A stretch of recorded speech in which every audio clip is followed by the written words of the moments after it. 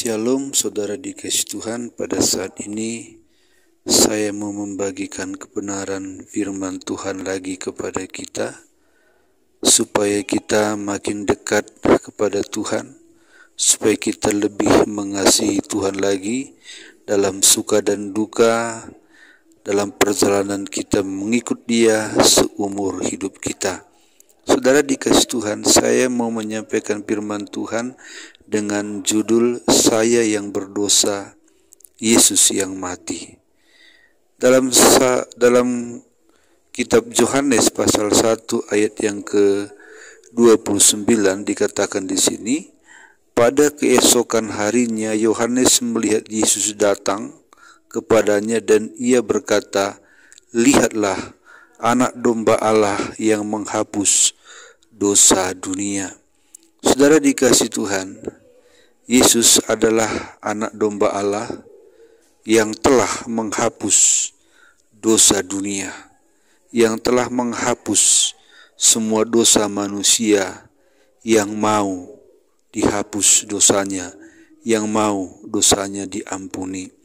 Saudara dikasih Tuhan, manusia yang berdosa, saya yang berdosa, saudara yang berdosa, Yesus yang mati. Sungguh ini tidaklah adil. Seharusnya saya yang berdosa, saya yang mati. Anda yang berdosa, Anda yang mati.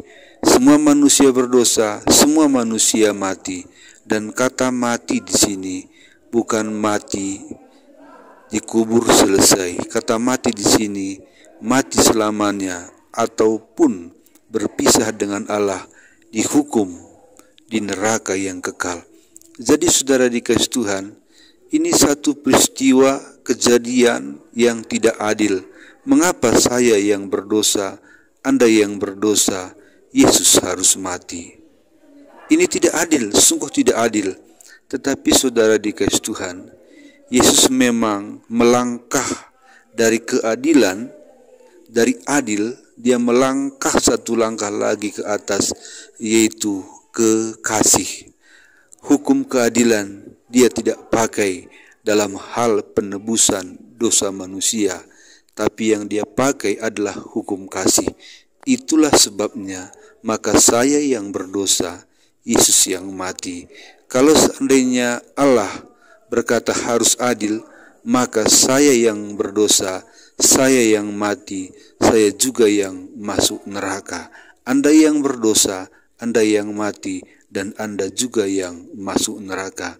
Tetapi karena Yesus mengasihi kita, Yohanes Pembaptis berkata, "Lihatlah Anak Domba Allah yang menghapus dosa dunia." Saudara dikasih Tuhan, kita mendapat satu anugerah yang sesungguhnya tidak pantas kita terima. Kita mendapat satu pengampunan dosa yang tidak layak kita terima. Dengan apapun kita bayar, kita tidak layak menerimanya. Sekalipun kita memberikan nyawa kita kepada Yesus, maka tidak sebanding dengan pengampunan yang kita terima. Saudara dikasih Tuhan, itulah sebabnya karena Dia mengasihi kita, maka Dia rela mati untuk kita. Saudara dikasih Tuhan, sudah saatnya kita berubah.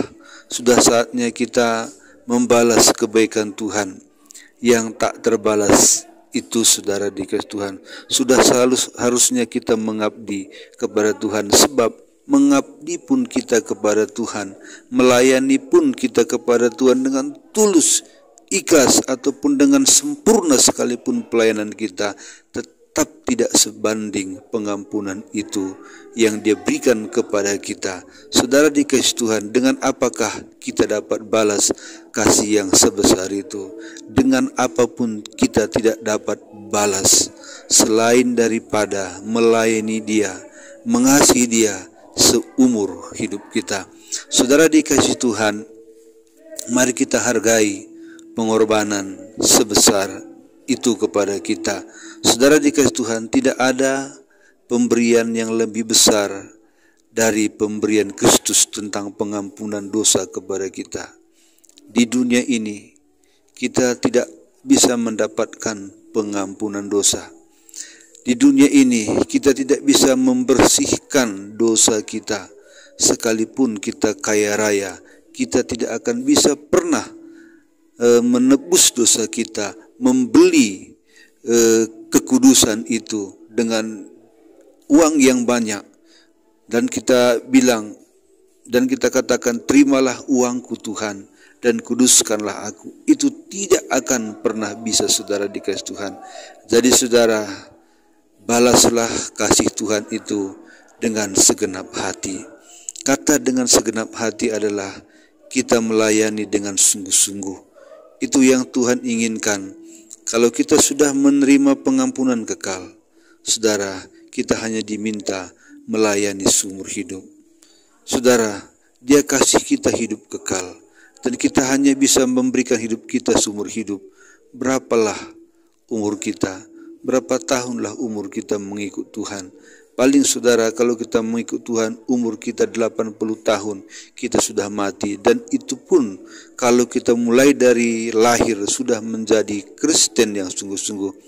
Bagaimana kalau di usia 50 tahun baru kita mengenal Kristus, baru dosa-dosa kita diampuni, ataupun baru kita lahir baru. Berarti kalau 50 tahun kita menerima Yesus sebagai Tuhan dan Juru Selamat kita, berarti hanya sekitar 30 tahun perjalanan hidup kita setia. Lalu kesetiaan kita yang 30 tahun itu diganti dengan hidup yang kekal. Itu kan tidak sebanding saudara. Jadi sekali lagi saya katakan kepada kita saudara, balaslah kasih Allah yang telah menghapus dosa kita dengan pengampunan yang kekal. Ini saja renungan kita pada saat malam hari ini saudara. Tuhan memberkati. Kalau saudara tidak keberatan dan kalau saudara rindu selalu diberkati dengan firman Tuhan setiap hari lewat channel ini, lihat video saya, lihat video saudara, dan lihat di bawahnya ada tulisan subscribe. Tekan itu dan juga tekan loncengnya, maka setiap hari saya membagikan firman Tuhan, saudara mendapat pemberitahuan dan langsung bisa dengar. Karena channel kita ini masih channel baru saudara, mohon dukungannya dengan subscribe. Tuhan memberkati. Amin.